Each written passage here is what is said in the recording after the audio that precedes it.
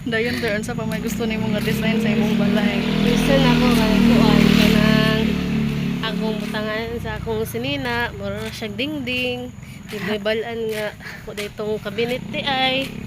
Tapos Copy naman akong siya. CR kanang kuan portahan sa cabinet para dili siya mahalata nga CR dito. Gusto na ko ter kay ang bowl sa kung si RK sa amin. Ano klaro.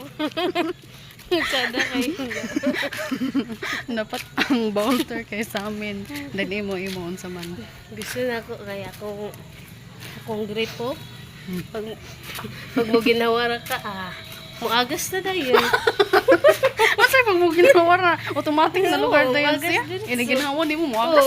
Pag sunod mo sa CR, wala na ka. Gawas na.